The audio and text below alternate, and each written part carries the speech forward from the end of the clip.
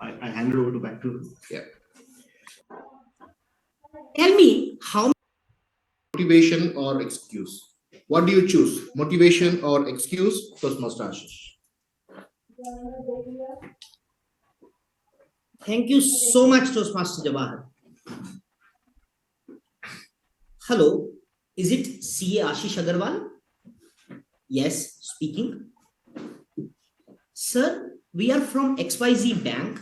We are offering you a car loan against your car with Terra Brezza. Are you interested? No, I'm sorry.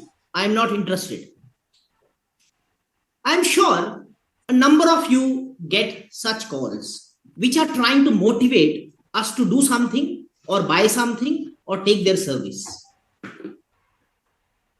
Tell me how many of you get more motivated, or how many of you, let me ask this way, how many of you get more irritated than motivated by these calls? Raise your hands, those of you who get more irritated than motivated by these calls. Okay, I see a number of hands coming up. The intent is motivation, but they give us irritation. So much so that people in last 5 years have called me hundreds of times offering me a service to repair my RO. And each time I tell them, I have never in my life owned a RO. Which RO you are trying to service? These calls can be super frustrating. However, today, the topic which I'm going to share with all of you is motivation. And this, I believe, is one of the most lyrical concept in the leadership. In our day-to-day, we all are trying to motivate ourselves or motivate people around us. Yes or no? Let me share with you some of my life defining experiences when I learned more about motivation and my takeaways from those. First, let me take you 30 years back when the job opportunities did not used to be the numbers at which we have today. At that time, my family motivated me to apply for a banking job. I applied for it on the appointed day. I was to go for my exam. I made myself ready. I went on my scooter. At that time, I used to have a good scooter. I still remember that color and the type of it. When I started, I kept all my stuff at the dashboard of the computer. The moment I reached the venue and I tried to pick up whatever I had carried for my exam, I realized that my admit card in that was missing. The floor slipped from under my feet. I'm here at the examination center appearing for an exam and I do not have my admit card. I searched it all the way. I went back all through the route, kept searching it, but I just could not find that admit card. And guess what? I returned home empty-handed without appearing for the exam, and my family was dejected. One opportunity had slipped. 4 years fast forward, I had another exam. This time around, I learned my lessons.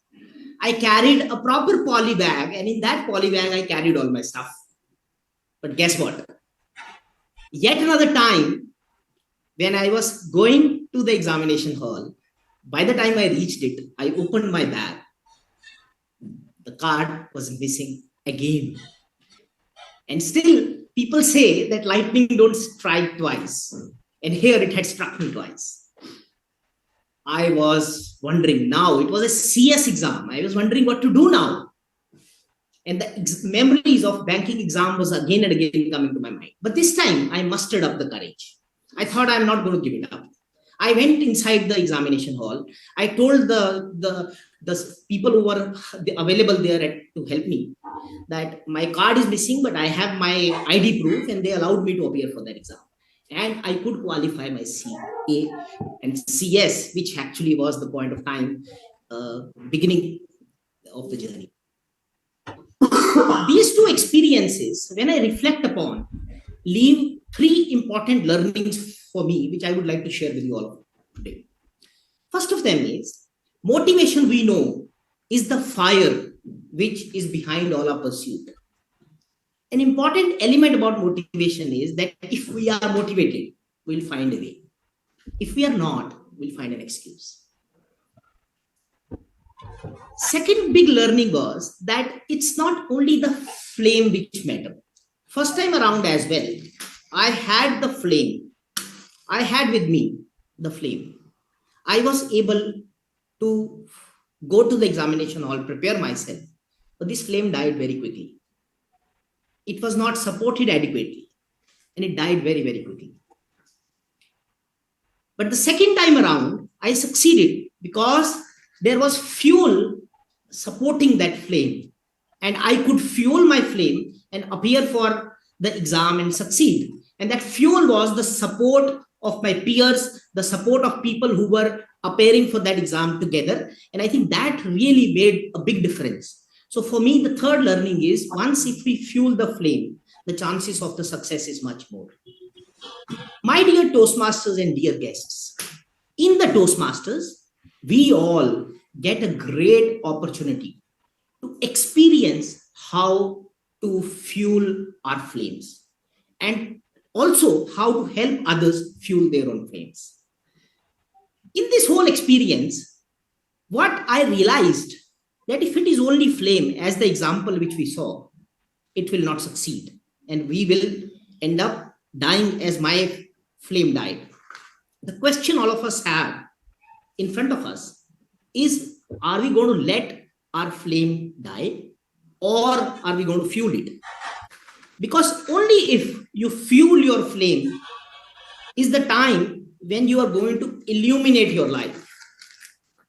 As what I am doing here now, here the flame is fueled and the life is illuminated. Not only this, once you illuminate your life, you have a chance to brighten others' life as well and brighten this entire world. I am going to choose motivation over excuses. How about you, Toastmasters? Back to you, TM. Thank you so much.